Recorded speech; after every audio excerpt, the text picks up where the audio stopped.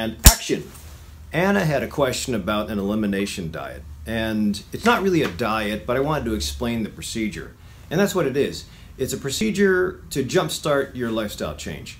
The easy thing with me suggesting changes for my patients is that average American lifestyle and average American diet is so bad that if I just move you away from that, usually life will get better. Symptoms will get better, brain fog, irritable bowel syndrome, rashes, muscle aches, all that stuff usually turns around.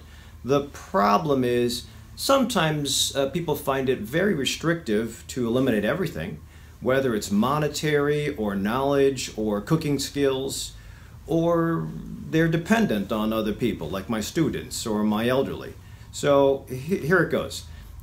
We can certainly get allergic to obvious foods. Like if you have a peanut allergy and you have a reaction to peanuts, or you get exposed to peanuts, you'll know. You'll get short of breath, you'll get swollen and a rash. But sometimes exposure over the course of several years or decades, your reaction will be very small, very innocuous. You won't notice it until you've accumulated a whole bunch of reactions altogether, at which point you present with medical disease or symptoms of suffering. So the problem would be, how do we kind of sift through that? Well, this is one way, an elimination diet. Sometimes you can also get fancy blood testing, and I can certainly order as many tests as you want, but no test is for free, and you're always going to have to make a payment of some sort, so you have to be careful. I had a patient go to a hospital the other day and got a $3,000 bill, and it's up to you as far as where you spend your money. I'd rather put that into fixing the house, going on a hiking trip, or maybe buying good food. So here it goes. Sometimes if your deductible is really high, I might suggest you go to Immunolabs. Immunolabs, if you go to their website, pretty decent website. They actually have a nice handout you can get online. I have nothing to do with these companies, but it gives you empowerment to see about what you might be allergic to. The blood testing that I can get, I have to order each individual. There are some panels I can order for upper respiratory or certain foods.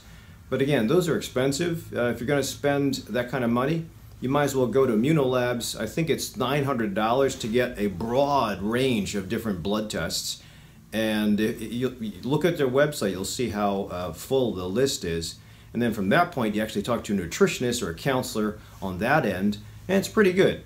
So if you don't have a deductible, or if you want to do the blood testing, then you can certainly by all means come to my office. I can order them and you can see.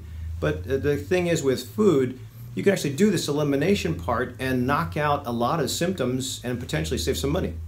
So here's how it goes. To do an elimination diet, you first have to withdraw yourself from a lot of the foods that are known to cause issues with some folks. Doesn't have to be massive issue, can be easy issues. So in your grocery, if you try to go shopping and eliminate gluten or wheat, dairy products, all cow milk, soy products, corn, eggs, refined sugar, alcohol, processed food if you can get rid of it, and nuts. Those are the typical things that cause a lot of problems with a lot of people. So even if you don't have a specific reaction to any of those 9 things I just mentioned, if you can eliminate them, you can kind of reset the gut. You will have a little bit of a withdrawal, especially with the alcohol part. You'll have a withdrawal, you might get headaches, irritability, difficulty with sleep, muscle aches. If you exercise, you're going to hit the wall real easy. So expect to have that kind of a problem for maybe a couple of days. If you stay off of all that stuff for about 2, maybe 3 weeks, then you're going to be able to reintroduce each of those things.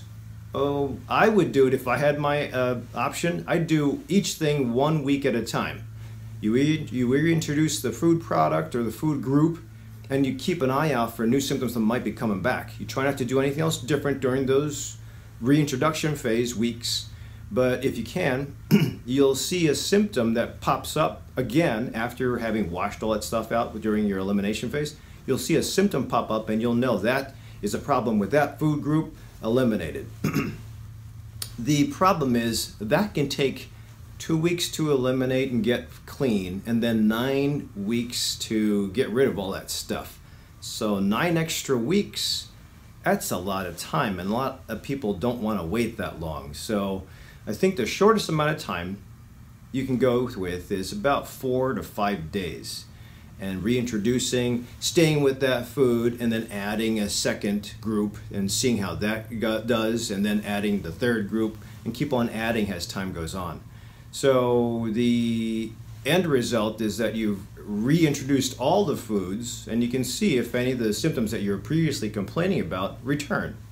So that's an elimination diet. And the reason we pick 2 or 3 weeks to kind of get everything out is the body and its immune response will kind of calm down during that 2 to 3 weeks of being off crappy food, or possible crappy food, irritating food to you.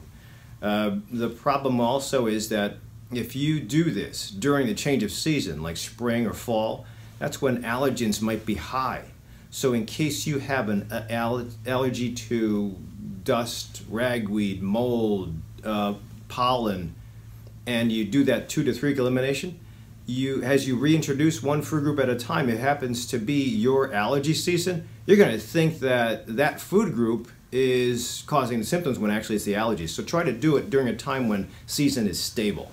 Try to do it during a time when you don't have to travel anywhere. Try to do it during a time when there's no parties or feasts going on, because you'll be you'll be crabby.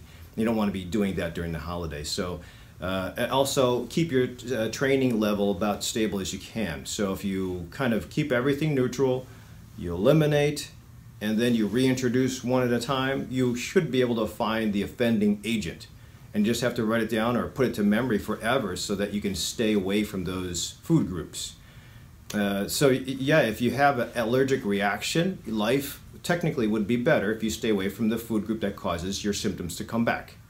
There is a more strict way of doing it, 2 to 3 weeks of elimination and one food group every couple of days or 7 days. Eliminate that. Next food group, do it strictly. Now you'll be staying on, it means you'll be staying on an elimination diet for the whole time, introducing only one group at a time. That's really restrictive. You'll probably lose weight anyway. I mean, I have people just doing a 2-week diet diary so I can assess their carbohydrate intake, their protein intake, their fiber intake. And people just being conscious about what they're eating will lose weight. I had one guy just lost 12 pounds by just writing things down. Technically that wasn't a true diary because he was chipping away and eliminating stuff, but that's okay. The idea is still there. So hopefully this helps, Anna. If you're totally confused and if the symptoms are severe that you're suffering from, then I would actually add on other blood tests to that. But for the sake of this video, that is an elimination diet.